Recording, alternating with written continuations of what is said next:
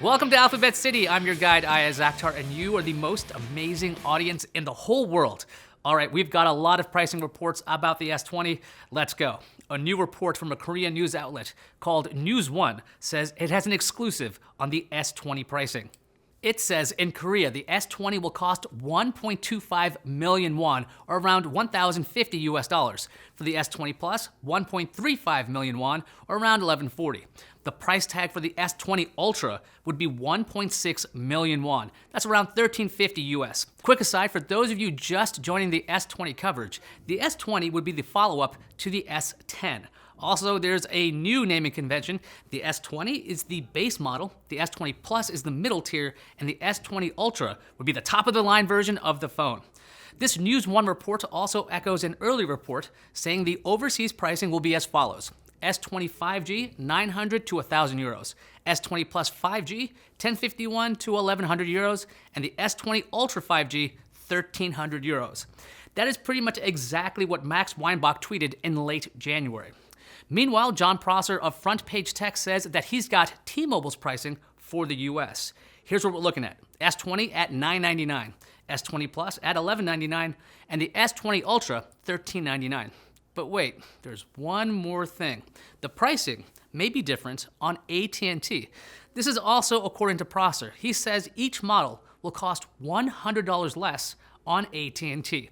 So that is a lot of different pricing information. The common thread is that the S-Line is sticking to its premium pricing.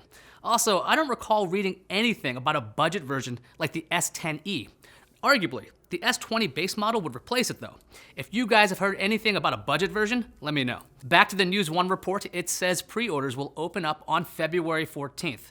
Let's talk a little bit about storage capacity. News One says the S20 and S20 Plus would ship with 128 gigs. The Ultra would pack in 512 gigs.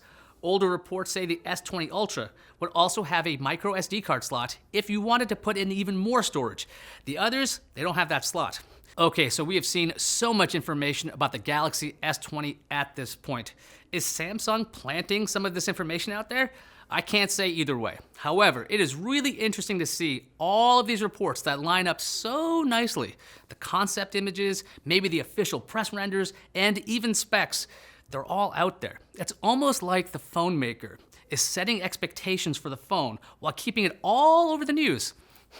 Mighty clever if it is deliberate, but like I said, I can't say either way, can I? All that being said, I'm actually excited for these new phones. Samsung makes some of the best smartphones out there.